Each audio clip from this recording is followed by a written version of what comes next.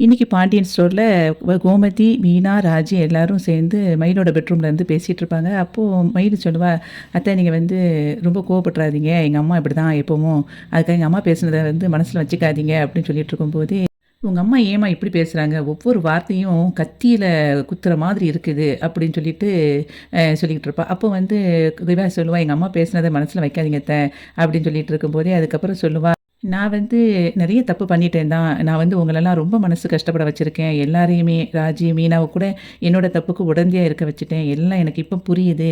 ஆனா நான் முன்னாடி மாதிரி கிடையாது. இப்ப நல்லா மாறிட்டேன். அதனால என்னைய தயவுசெய்து தப்பா நினைக்காதீங்க அப்படின்னு மயிலு சொல்லிட்டுருப்பா. அப்போ வந்து கோமதி சொல்லுவா, நான் வந்து உன்னைய இப்போ தப்பாலாம் நினைக்கல. நல்ல ஞாபகத்துல வச்சுக்கோ. இவன் சொன்னத வந்து மனசுல வைக்கவே வைக்காதம்மா. சரவணன் சொன்னத. நீ வந்து நல்லபடியா வந்து சாப்பிட்டு நல்ல ரெஸ்ட் எடு. நீ இப்போ எப்படி மனசு மாறி நல்லபடியா இருக்கியோ இதே மாதிரியே நீ வந்து நீ இரு. உங்க அம்மா பேச்ச கேட்டு நீ திரும்ப எதுவும் தப்பு பண்ணிறாத அப்படின்னு சொல்லிக்கிட்டு இருப்பா கோமதி. கோமதி வந்து சொல்லுவா, "நீ உன் உடம்ப நல்லா பார்த்துக்கம்மா. நீ நல்லா ரெஸ்ட் எடு. எந்த பிரச்சனைனாலும் என்கிட்ட எதுனாலும் சொல்லு. உன்னைய நாங்க இப்படியே விட்டுற மாட்டோம்." அப்படி இப்படின்னு எல்லாம் சொல்லிட்டு திரும்ப சொல்லுவா, உனக்கு எது தேவை இருந்தாலும் என்கிட்ட கேளு." அப்படி சொல்லிட்டு இருக்கும்போதே மீனா வந்து அவ பேக்லேருந்து பர்ஸ் எடுத்து கோமதிட்ட குடுப்பா. உடனே கோமதி வந்து கையில நெறைய பணத்த எடுத்துட்டு, "இந்தாம்மா இத வச்சுக்கோ." அப்படி சொல்லுவா. உடனே அத்தை, "இதெல்லாம் எனக்கு வேண்டவே வேண்டாம். தயவுசெய்து என்ன வந்து கம்பல் பண்ணி இத வந்து குடுக்காதீங்க. ஃபோர்ஸ் பண்ணாதீங்க. இந்தாங்க நீங்களே வச்சுக்கோங்க. நீங்க இப்ப பார்க்க வந்தீங்க பார்த்தீங்களா, அதுவே எனக்கு ரொம்ப சந்தோஷமா இருக்கு. நான் இப்ப வேலை பார்க்குறேன். எனக்கு வந்து கையில நிறைய காசு இப்போ கிடைக்குது. நான் என்னையும் என் பிள்ளையும் நானே பார்த்துக்கிடுவேன். இந்த வீட்ல தான் இருப்பேன் அப்படிலாம் நான் சொல்ல மாட்டேன். நான் எங்கேயாவது கண்காணாத இடத்துல போயினாலும் என் பிள்ளைய வந்து நல்லபடியா பார்த்துக்கிடுவேன் அப்படின்னு சொல்லுவா. உடனே அதுக்கப்புறம் வந்து அந்த பணத்த வாங்கி அவ பர்ஸ்ல வச்சுக்கோங்க அப்படின்னு சொல்லி குடுத்துருவா மயிலு. உடனே வந்து மயிலுகிட்ட கோமதி சொல்லுவா, "இங்க பாரும்மா, நீ இப்போ என்கிட்ட பணத்தையும் வாங்க மாட்டேங்கிற. ஆனா வந்து வேலைக்கு உன்ன போகாதன்னு நான் சொல்ல மாட்டேன். ஆனா முடியாம வந்து ரொம்ப வேலை பார்த்துறாத. கொஞ்சம் வந்து நல்லா ரெஸ்ட் எடு. நல்லா சாப்பிடு. புரியுதா? உனக்கு என்ன தேவைனாலும் என்கிட்ட கேளும்மா" அப்படி சொல்லிட்டு கிளம்பி அதுக்கப்புறம் போயிருவாங்க. சரவணன் வந்து கடையில வேலை பார்த்துட்டு இருப்பான். அப்போ வந்து ஒரு மெசேஜ் டோன் வந்துக்கிட்டே இருக்கும். அத வந்து பாண்டியன் பார்த்துக்கிட்டே இருப்பான். அப்புறம் அத பார்த்து அப்பப்போ சிரிப்பான். சிரிச்ச உடனே கொஞ்ச நேரம் கழிச்சு பாண்டியன் கேட்பான், "ஆமா, உனக்கு என்னடா அப்பப்போ ஒரு மாதிரி மெசேஜ் வந்துக்கிட்டே இருக்கு. யாருக்கு நீ மெசேஜும் பண்ணிக்கிட்டு இருக்க?" அப்படின்னு சொல்லி கேட்பான். சொல்லிட்டு அதுக்கப்புறம் திரும்ப சொல்லுவான், "அந்த பிள்ளைக்கு தான் பண்ணிக்கிட்டு இருக்கியா?" அப்படின்னு கேட்ட உடனே இவன் வந்து அமைதியாயிடுவான். அப்புறம் கொஞ்ச நேரம் கழிச்சு வந்து சரவணன் கேட்பான், "எப்பா உங்ககிட்ட ஒண்ணு கேட்கணும்." அப்படின்னு சொல்லுவான். "என்ன?" அப்படின்னு சொல்லி கேட்கும்போது, "இல்ல நீங்க அன்னைக்கு அம்மா வந்து என்கிட்ட ஒண்ணு சொல்லிக்கிட்டு இருக்கும்போது, நீங்க அமைதியாவே இருந்தீங்களே, அது ஏன்?" அப்படி கேட்பான். "என்ன உங்க அம்மா சொன்னா?" அப்படின்னு சொல்லி கேட்கும்போது, "நான் அஞ்சலி கிட்ட பேசினதையும், இனிமே பேசக்கூடாதுங்கிறத பத்தி அம்மா சொல்லிட்டு இருந்தாங்களப்பா. அப்ப நீங்க ஒண்ணுமே சொல்லவே இல்லையே." அப்படி சொல்லும்போது, "நான் என்ன சொல்லணும்னு நினைக்கிறேன்?" அப்படி சொல்லி கேட்பான். அதுக்கு வந்து இவன் சொல்லுவான், "இல்ல இனிமே நீ எந்த முடிவு எடுத்தாலும் அதுக்கு வந்து நான் வந்து குறுக்க இருக்க மாட்டேன்டா அப்படின்னு சொல்லி சொன்னீங்களப்பா. அதத்தான் நான் சொல்றேன்." அப்படிங்கும்போது, "அப்ப நீ அப்பாவானது எனக்கு தெரியாது." அப்படின்னு சொல்லி சொல்லுவான். "என்னப்பா அப்படி சொல்றீங்க? நான் வந்து மயில ஏத்துக்கவே மாட்டேன். நானு குழந்தைய கண்டிப்பா நான் ஒரு அப்பாவா வளர்த்துக்கிடுவேன். ஆனா கண்டிப்பா நான் மயில வந்து ஏத்துக்கிடவே மாட்டேன்னோனே" பாண்டி அப்படி பார்த்துட்டே இருப்பான். "நான் எனக்கு வந்து ஒண்ணு வேணும் அப்படின்னு சொல்றதுக்கு வேணா எனக்கு உரிமை இல்லாம இருக்கலாம். ஆனா எனக்கு வேண்டான்னு சொல்றதுக்கு எனக்கு நெறைய உரிமை இருக்கு. எனக்கு மயில் என் வாழ்க்கையில வேண்டவே வேண்டாம்." அப்படின்னு சொன்ன உடனே அப்படியே அமைதியா இருப்பாரு பாண்டியன். கதிரும், முத்துவேலும் கார்ல வந்துட்டுருப்பாங்க. அப்ப கதிர வந்து சொல்லுவான், "இப்ப ஏற்கனவே பார்த்த டாக்டரையும் நம்ம பேசிட்டோம். அப்போ அவரும் வந்து எப்படி ட்ரீட்மெண்ட் உடனே குடுக்கணுங்கிறதையும் சொல்லிட்டாரு. நீங்க இப்ப என்ன முடிவு பண்ணியிருக்கீங்க?" அப்படின்னு சொல்லும்போது, முத்துவேல் வந்து சொல்லுவாரு, "கொஞ்ச நாள் கழிச்சு அதுக்கப்புறம் நான் ஹாஸ்பிட்டல்ல டாக்டர் பார்த்து அட்மிட் ஆகலாம் அப்படின்னு நெனைக்கிறேன்." அப்படி சொல்லும்போது, அவன் சொல்லுவான், "இங்க பாருங்க, இப்பவும் நீங்க யார்ட்டயும் சொல்லக்கூடாதுன்னு சொல்றீங்க. எனக்கு என்னமோ அது சரியா படல. செக்கப்புக்கு யார்கிட்டயும் சொல்லாம போனோம். அது பிரச்சனை கிடையாது. ஆனா ட்ரீட்மெண்ட்டுங்கும்போது ஹாஸ்பிட்டல்ல தங்கி எடுக்கணும். அப்ப கண்டிப்பா வந்து வீட்ல உள்ளவங்ககிட்ட சொன்னா தான் நல்லது." அப்படி சொல்லும்போது அவன் சொல்லுவான், "இல்ல, நான் உன்கிட்டயே ஏன் சொல்லணும்னு நெனச்சுக்கிட்டு இருக்கேன். நான் வீட்ல உள்ளவங்க எல்லாரும் சந்தோஷமா இருக்கிறத வந்து கெடுக்கணும்னு நான் விரும்பவே இல்ல. எனக்கு வந்து யார்ட்டயும் சொல்லக்கூடாது." அப்படின்னு சொல்லிட்டு, "நீயும் வந்து கோமதி, ராஜி யார்கிட்டயும் தயவுசெய்து சொல்லிறாத." அப்படின்னு சொல்லுவான். அப்ப அவன் சொல்லுவான், "இல்ல, நான் அவங்ககிட்டலாம் சொல்லப் போறது கிடையாது. ஆனா சொன்னா எல்லாரும் உங்ககிட்ட கொஞ்சம் கஷ்டப்படுவாங்க. அதுக்கப்புறம் உங்களுக்காக வந்து எல்லாரும் சப்போர்ட்டா இருப்பாங்கல்ல." அப்படி சொல்லும்போது, "இல்ல, எனக்கு யாருடைய சந்தோஷத்தையும் கெடுக்க விருப்பம் இல்ல." அப்படி சொல்லிருவான். "சரி, யாரும் வரலைனாலும் பரவால்ல. ஆனா நான் கண்டிப்பா வருவேன் உங்களுக்கு துணையா. நீங்க எந்த நாட்ல போய் ட்ரீட்மெண்ட் எடுத்தாலும் நான் கண்டிப்பா வருவேன்." அப்படி சொல்லுவான். அப்போ அவன் சொல்லுவான், "நீ உன்னோட வேலைய இப்பவுமே வந்து போட்டுட்ட. உனக்கு வந்து கஷ்டம். நீ வராம நானே போய்க்கிடுவேன்." அப்படி சொல்லும்போது, "அப்படிலாம் உங்கள வந்து விட முடியாது. நான் உங்க கூட கண்டிப்பா கடைசி வரைக்கும் நான் ட்ரீட்மெண்ட் முடியிற வரைக்கும் இருப்பேன்." அப்படி சொல்லுவான். உடனே அதுக்கப்புறம் முத்துவேல் சொல்லுவான், "எனக்கு இன்னொரு உதவி பண்ணுவியான்னு?" கேட்பான். "என்னது?" அப்படி சொல்லி கேட்கும்போது, "இல்ல எனக்கு அம்மா வந்து என் கூட இருக்கணும். கடைசியில அம்மா கூட வந்து நான் கொஞ்சம் சந்தோஷமா இருக்கணும்னு ஆசைப்படுறேன். என் கூட இருந்தா கொஞ்சம் மனசு தைரியமா இருக்கும்." அப்படின்னு சொல்லும்போது, எப்படி பேசுறதுன்னு தெரியல. அம்மாச்சி வந்து இப்போ அங்க சந்தோஷமா இருக்காங்க வீட்ல. அப்படிங்கும்போது, "இல்ல என் கூட கொஞ்ச நாள் இருக்கணும்னு ஆசைப்படுறேன்." அப்படி சொல்லும்போது, சரி நான் பார்க்குறேன். ஆனா, நீங்க அம்மாச்சி கூட வந்து கண்டிப்பா சந்தோஷமா 100 வயசு வரைக்கும் இருப்பீங்க. கவலைப்படாதீங்க. நீங்க ட்ரீட்மெண்ட் முடிச்சு நல்லா வருவீங்க அப்படின்னு சொல்லி சொல்லுவான். உன்னைய நான் ரொம்ப கஷ்டப்படுத்துறேனோ அப்படின்னு சொல்லி முத்துவேல் கேட்பாரு. அதுக்கு இல்ல அதெல்லாம் ஒண்ணும் பிரச்சனை இல்ல. உங்களுக்காக நான் அத செய்வேன் அப்படின்னு சொல்லிருவான். அதுக்கப்புறம் வந்து இறக்கி விட்டுருவான் கார்ல. அதேமாரி முத்துவேல் அதுக்கப்புறம் வீட்டுக்கு போவாங்க. அங்க போம்போது எல்லாருமே அங்க ஹேப்பியா இருப்பாங்க. பழனி, அதுக்கப்புறம் சுகன்யா, அதுக்கப்புறம் சக்திவேலு அவங்க ஒய்ஃப் எல்லாருமே வந்து ரொம்ப சந்தோஷமா இருப்பாங்க. அப்ப இவன் உள்ள போன உடனே, அண்ணே இந்தா நீயும் ஸ்வீட் சாப்பிடு. சுகன்யா குடும்மா அப்படின்னு சொன்னோனே சுகன்யா நீட்டுவா. என்ன விஷயம் அப்படின்னு சொல்லி கேட்கும்போது, உடனே அதுக்கு இவன் பழனி சொல்லுவான், அண்ணே நீ திரும்பியும் பெரியப்பா ஆகப் போற அப்படின்னு சொல்லி சொல்லும்போது, அப்படியா சந்தோஷமா இருக்கு கேட்கறதுக்கே அப்படின்னு சொல்லிட்டு சுகன்யா பார்த்து சொல்லுவான், இனிமே நீ சத்தான ஆகாரமா சாப்பிடுமா, கடைக்கெல்லாம் இனிமே போகாத அப்படின்னு சொல்லும்போது, அப்படிலாம் போகாம இருக்க முடியாது. ஏன்னா உங்க தம்பிய நம்பி அப்படிலாம் கடைய விட முடியாது. கொஞ்ச நாள் வரைக்கும் நான் கண்டிப்பா போவேன் அப்படின்னு சொல்லி சுகன்யா சொல்லிருவா.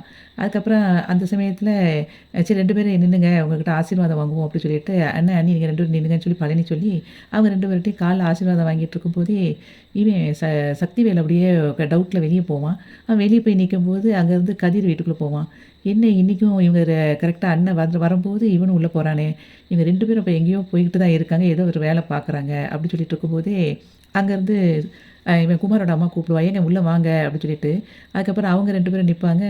அவங்க சக்திவேல்லையும், அவங்க ஒய்ஃப் கால்லயும் இவங்க 2 பேரும் விழுந்து ஆசீர்வாதம் வாங்குவாங்க. பழனியும், சுகன்யாவும். 2 பேர்ட்டயும் ஆசீர்வாதம் வாங்கி முடிச்ச உடனே அவன் சொல்லுவான், "சரி நான் ஆத்தாட்ட போய் சொல்லிட்டு வரேன். இன்னும் சொல்லவே இல்ல. நேரா ஹாஸ்பிட்டல்லேருந்து இங்க தான் வந்தேன்." அப்படின்னு சொல்லிட்டு சுகன்யாவும் அவனும் கிளம்பி போயிருவாங்க. போன பிறகு இவன் ஃபீல் பண்ணுவான், "இவங்க 2 பேரும் ஏதோ ஒண்ணு பண்றாங்க. கண்டிப்பா இத கண்டுபிடிக்கணும்." அப்படி பழனிவேல் வந்து நேரா வந்து பாண்டியன் வீட்டுக்கு போவான். அங்க போயிட்டு அக்கா, அக்கான்னு சொல்லி கூட்டிட்டு போயிட்டுருக்கும்போது, அங்க யாரும் இருக்க மாட்டாங்க. அரசி மட்டும் தான் இருப்பா. அப்போ அத பார்த்துட்டு பழனிவேல் சொல்லுவான், எல்லாரும் மொத்தமா இருப்பாங்கன்னு பார்த்தா, நீ மட்டும் ஒத்தையா இருக்கிற. எங்க மத்தவங்களெல்லாம் அப்படின்னு சொல்லிட்டு எல்லாரையும் கூப்பிடுவான். ஆத்தா, அக்கா, அப்புறம் மச்சான் அப்படின்னு சொல்லிட்டு லைனா கூப்பிட்டுட்டே இருப்பான். அப்ப எல்லாரும் வீட்டுல ஹால்ல வந்து கூடிருவாங்க. உடனே என்னடா என்ன விஷயம் அப்படின்னு சொல்லும்போது, இரு இரு ஒவ்வொருத்தரா எல்லாரும் வராங்களா பார்ப்போம் அப்படின்னு சொன்னோனே, சரி எல்லாரும் வந்துட்டாங்க. என்னன்னு சொல்லுங்கும்போது, அவங்க அம்மாவ போய் கட்டிப்பிடிச்சுட்டு, ஆத்தா நான் ரொம்ப இப்ப சந்தோஷமா இருக்கேன் அப்படி இப்படின்னு சொல்லி கட்டிப்பிடிச்சு முத்தம் குடுத்துட்டு இருப்பான். அப்போ வந்து கோமதி சொல்லுவா, ஆமா என்ன மனசுல நினைச்சிட்டு இருக்க? நீங்க 2 பேரும் இப்படி பாசமா இருக்கிறத பார்க்கறதுக்கு தான் எல்லாரையும் மொத்தமா ஒரே இடத்துக்கு கூப்பிட்டியா? அப்படிங்கும்போது, இருக்கா நான் சொல்றேன் அப்படின்னு சொல்லிட்டு, அதுக்கப்புறம் சொல்லுவான், "ஆத்தா நீ கொஞ்சம் நின்னு" அப்படின்னு சொல்லிட்டு அவ கால்ல வந்து "சூர்யா வா" அப்படின்னு சொல்லிட்டு 2 பேரும் சேர்ந்து விழுவாங்க. நல்லா இரு, நல்லா இரு" அப்படின்னு சொல்லி அவனும் சொல்லுவா. "அக்கா நீயும் மச்சானும் முன்னாடியா இருங்க" அப்படின்னு சொல்லிட்டு 2 பேரையும் நிக்க வச்சு அவங்க கால்ல விழுவான். விழுந்த உடனே அவளும் நல்லா இருப்பா அப்படின்னு சொல்லிட்டு இருக்கும்போது, "என்னடா ரொம்ப சந்தோஷமா இருக்க, என்ன விஷயம்?" அப்படின்னு சொல்லி கேட்கும்போது, சொல்றேன். அதுக்கு முன்னாடி இந்தாங்க ஸ்வீட் எடுங்கன்னு சொல்லிட்டு எல்லாருக்கும் குடுப்பான். குடுத்த பிறகு சொல்லுவான், அக்கா கையும் பிடிச்சிட்டு, அம்மா கையும் பிடிப்பான். பிடிச்சிட்டு 2 பேரையும் வச்சு நான் சொல்றேன். நான் வந்து இப்ப அப்பா ஆகப் போறேன் அப்படின்னு சொன்ன உடனே பயங்கர சந்தோஷமாயிருவாங்க 2 பேரும். பழனி கேட்கவே சந்தோஷமா இருக்குடா அப்படின்னு சொல்லிருவா கோமதி. அப்புறம் அவங்க அம்மா சொல்லுவா, நான் கும்பிட்ட முருகன் வந்து கைவிடவே இல்ல. முருகன் வந்து கனவுல எனக்கு வந்துக்கிட்டே இருந்தான். ஆனா பார்த்தா என் பேரனுக்கு இப்போ ஒரு வாரிசு வந்துருச்சு. அதுக்கப்புறம் பார்த்தா என் பையனுக்கும் வாரிசு வந்துட்டு அப்படின்னு சொல்லும்போது, அங்க சரவணன் வந்து அப்படியே ஃபீல் பண்ணி அப்படியே இருப்பான். அதுக்கப்புறம் வந்துட்டு எல்லாரும் மாமா கங்கிராச்சுலேஷன் சொல்லிட்டு எல்லாரும் வந்து கை குடுப்பாங்க. அதுக்கப்புறம் ரொம்ப சந்தோஷமா இருக்குடா எனக்கு அப்படின்னு சொல்லிட்டு கோமதியும் வந்து கை குடுப்பா. அதுக்கப்புறம் அரசி எல்லாருமே வந்து கை குடுப்பாங்க. அப்போ ராஜிய வந்து சித்தப்பா அப்படி சொல்லிட்டு கட்டிப்பிடிச்சு அவளுக்கு வாழ்த்து சொல்லுவா. அப்புறம் சித்தின்னு சொல்லிட்டு அவகிட்டயும் போய் வாழ்த்து சொல்லிட்டு, நீங்க ஹாஸ்பிட்டலுக்கு போனீங்களா? அப்படின்னு சொல்லி கேட்பா. நான் போய் ஹாஸ்பிட்டல்ல செக்கப் பண்ணிட்டு தாம்மா இப்ப வாரேன் அப்படின்னு சொல்லி அவ சொல்லுவா. அதுக்கப்புறம் எல்லாரும் அப்படி ஹேப்பியா இருக்கும்போது பாண்டியன் வந்து உடனே சொல்லுவான், "சரிம்மா இனிமேல நீ கடைக்கெல்லாம் போய்க்கிட்டு இருக்காத" அப்படின்னு சொல்லும்போது, "இல்ல கடைக்கு நான் இன்னும் கொஞ்ச நாள் போய்க்கிட்டுறேன்" அப்படின்னு சொல்லி அவ சொல்லுவா. உடனே பாண்டியன பார்த்து சொல்லுவா, "ஏன்டா கடைக்கு ஒரு ஆள வச்சுக்கிட வேண்டியதானே" அப்படின்னு சொல்லி சொல்லும்போது, "உங்களுக்கே தெரியும்ல மச்சான், நீங்களே எவ்வளோ நாளா கடைக்கு ஆள் பார்த்துட்டு இருக்கீங்க, யாரும் கிடைக்க மாட்டேங்கிறாங்கல்ல.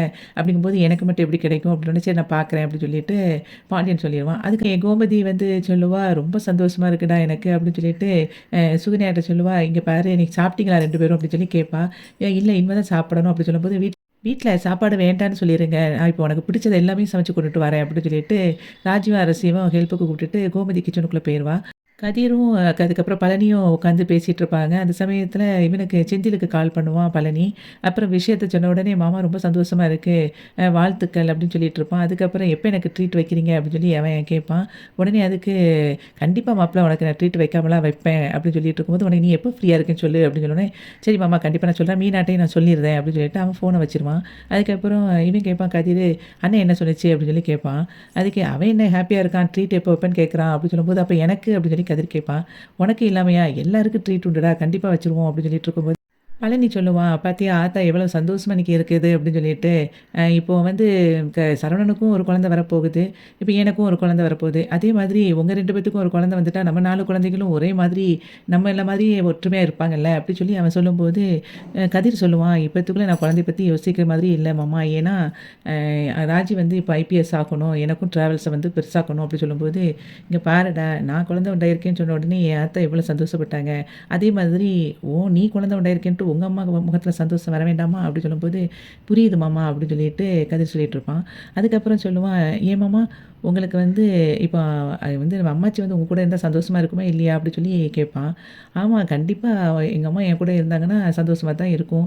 ஆனா அம்மா வந்து வரமாட்டேங்காங்களே" அப்படி சொல்லி சொல்லும்போது, அதுக்கு அவன் சொல்லுவான், "அப்ப அம்மாச்சிய நீங்க கூப்பிட்டு வச்சுக்கிட வேண்டியதானே" அப்படி சொல்லி சொல்லுவான் கதிரு. உடனே அதுக்கு பழனி சொல்லுவான், "இல்ல மாப்ள, அம்மா இங்க ஏற்கனவே சந்தோஷமா தானே இருக்காங்க. அப்படி இருக்கும்போது எப்படி வருவாங்க?" அப்படி சொல்லி சொல்லும்போது, "இல்ல மாமா நீங்க கூப்பிட்டு பார்க்க வேண்டியதானே" அப்படி சொல்லி கேட்பான். "ஏன் மாப்பிள ஆத்தா இங்க இருக்கிறது எதுவும் பிரச்சனையா உனக்கு?" அப்படின்னு சொல்லி கேட்பான். "அப்படிலாம் இல்ல க மாமா. ஆனா நீங்க பாருங்க, அப்பாவுக்கும், அம்மாவுக்கும் பெருசா என்னைக்காவது சண்டை வந்து பார்த்துருக்கீங்களா? இவ்வளோ நாளும் பேசாம இருந்து பார்த்துருக்கீங்களா?" அப்படின்னு சொல்லி அவன் கேட்பான். அதுக்கு பழனி சொல்லுவான், "அப்படிலாம் ஒரு காலமும் இருந்ததில்ல. இந்த டைம் தான் அப்படி இருந்திருக்காங்க." அப்படி சொல்லி சொல்லும்போது, "அது ஏன் நடந்துச்சு பார்த்தீங்களா? அம்மாச்சி இங்க வந்த பிறகு தான்." அப்படி சொன்ன உடனே பழனிவேல் ஷாக் ஆயிருவான். "அம்மாச்சி இங்க வந்த பிறகு தானே அப்படி இருக்காங்க. அதனால அம்மாச்சி நீங்க உங்க கூட வச்சிருந்தா என்ன? நீங்க கூப்பிட்டு பாருங்கன்னோனே." உடனே பழனி சொல்லுவான், "ஏன் மாப்ள? இப்போ அம்மாவுக்கும், அப்பாவுக்கும் ஆத்தாவால தான் பிரச்சனை வருதுன்னு சொல்லிட்டு என் கூட அனுப்பணும்னு நெனைக்கிறியா?" அப்படின்னு சொல்லி சொல்லும்போது, "அப்படிலாம் இல்ல மாமா. அம்மாச்சி வந்து உங்க கூடயே வந்தா உங்களுக்கும் கொஞ்சம் ஹெல்ப்பா இருக்கும்ல. உங்க கூடயே இருந்தா சந்தோஷமா இருப்பாங்கல்ல. அப்படின்னு சொல்லிட்டு நீங்களும் சந்தோஷப்படணுமேங்கிறதுக்காக தான் சொல்றேன். நீங்க கூப்பிடுங்க." அப்படின்னு சொல்லும்போது, சரி மாப்ள நான் வேணா கூப்பிட்டு பார்க்குறேன்." அப்படின்னோனே, "அப்படிலாம் சொல்லாதீங்க. கூப்பிடுங்க கண்டிப்பா." அப்படின்னு சொல்லி கதிர் வந்து சொல்லிருவான். அவங்க மாமாவ மனசுல வச்சுட்டு. கதிர் வந்து அவங்க மாமா கிட்ட பேசினது எல்லாத்தையுமே ராஜி வெளிய இருந்து கேட்டுட்டு ரொம்ப ஷாக் ஆயிருவா. அப்படியே அதுக்கப்புறம் போயிருவா. அதுக்கப்புறம் சாப்பாடெல்லாம் ரெடி பண்ண உடனே எல்லாருக்கும் உட்காந்து பரிமாறிக்கிட்டு இருப்பாங்க. அப்போ எல்லாம் சாப்பிட்டுட்டு ஜாலியா பேசிட்டு இருப்பாங்க. அப்போ இவ சொல்லுவா, கோமதி "உனக்கு என்ன வேணும்னாலும் என்ட்ட கேளு. உனக்கு நான் பிடிச்சத சமைச்சு தரேன்" அப்படின்னு சொல்லும்போது, "நான் எதுவுமே சொல்லாமயே நீங்க வந்து இவ்வளோ வெரைட்டி செஞ்சிருக்கீங்க. இன்னும் சொன்னா அப்ப என்னலாம் செஞ்சு தருவீங்க?" அப்படின்னு சுகன்யா சொல்லிக்கிட்டு இருப்பா.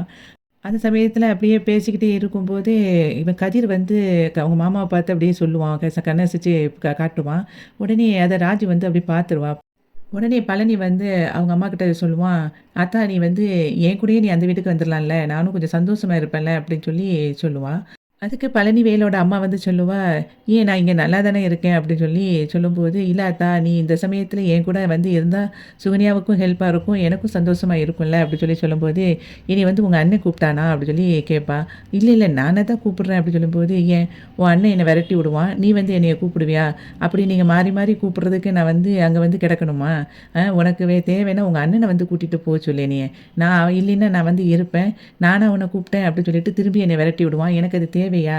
அப்படிலாம் வந்து நான் வர முடியாது அப்படின்னு சொல்லி அவங்க அம்மாச்சி வந்து சொல்லிருவா. அப்போ அவங்க இவன் சொல்லுவா கோமதி, "ஏன்டா இப்போ உனக்கு அம்மாவ இப்ப கூப்பிட்டுட்டு இருக்க? இவ்வளோ வருஷம் கழிச்சு என்கிட்ட அம்மா இப்ப தான் சந்தோஷமா இருக்காங்க. அத நான்லாம் விட்டுலாம் உனக்கு குடுக்க முடியாது. உனக்கு வந்து அங்க அம்மா உன் கூட தான் இருக்கணும்னு ஆசைப்பட்டினா, நீ வந்து அங்க இருந்து இங்க வந்து இருந்துக்கோ." அப்படின்னு சொல்லி சொல்லுவா. பாண்டியன் வந்து அதுக்கப்புறம் அவங்க அத்தைக்கிட்ட கேட்பான், "ஏன் அத்த நீங்க இங்க சந்தோஷமா தானே இருக்கீங்க?" அப்படின்னு சொல்லி சொல்லுவான். "நான் சந்தோஷமா தான் இருக்கேன் மாப்ள" அப்படின்னு சொல்லி கோமதியோட அம்மா சொல்லுவா. உடனே அதுக்கு, "அப்ப இங்கேயே இருங்க" அப்படின்னு சொல்லிட்டு பாண்டியனும் சொல்லிருவான். அப்போ இவன் வந்து அப்படியே 2 பேரும் மாறி மாறி பழனியும், கதிரும் அப்படியே பார்த்துக்கிட்டே இருப்பாங்க. அதையும் ராஜ் அப்படியே நோட் பண்ணிக்கிட்டே இருப்பா. பெட்ரூம்ல கதிர் வந்து அப்படியே உட்காந்துருப்பான். அந்த சமயத்தில ராஜி அங்கேருந்து வருவா. வந்த உடனே கதிர் வந்து சொல்லுவான், சரி ராஜி நீ படிக்கவே இல்லைல ஒழுங்கா, இந்தா கொஞ்ச நேரம் இத உட்காந்து படி" அப்படின்னு சொல்லி அவன் சொல்லுவான். "அது இருக்கட்டும், நீ சித்தப்பாட்ட என்ன பேசிக்கிட்டு இருந்த?" அப்படின்னு சொல்லி கேட்பான்.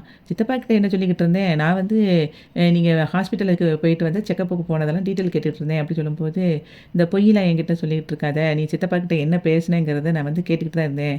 நீ வந்து கொஞ்ச நாளாவே சரியில்ல. உனக்கு ஏன் அப்பத்தா இங்க இருக்கிறது உனக்கு பிடிக்கல? உண்மைய சொல்லு. அப்ப மாமாவுக்கும், அத்தைக்கும் வந்து சண்டை அப்பத்தால வருதுன்னு நெனைக்கிறேன். உண்மைக்குமா சொல்ற? அப்படின்னு சொல்லும்போது, அம்மாச்சி அவங்க கூட இருந்தா துணைக்கு இருக்குமே அப்படிங்கிறதுக்காக சொன்னேன் அப்படி சொல்லும்போது, இல்ல நீ சித்தப்பா கிட்ட வந்து அதத்தான் சொன்னேன். நீ பொய் சொல்லாத. நீ கொஞ்ச நாளாவே ஆளே சரியில்ல. என்னதான் மனசுல நெனச்சுக்கிட்டு இருக்க? அப்படின்னு சொல்லும்போது, நான்லாம் ஒண்ணும் நெனைக்கல. நீ முதல்ல ஃபர்ஸ்ட்டு படிக்கிற வேலைய பாரு அப்படின்னு சொல்லிட்டு, அவன் பாட்டுக்கு எந்திரிச்சு போயிருவான் கதிரு. அந்த மாதிரி இன்னைக்கு வந்து பாண்டியன் ஸ்டோர் வந்து முடிஞ்சது.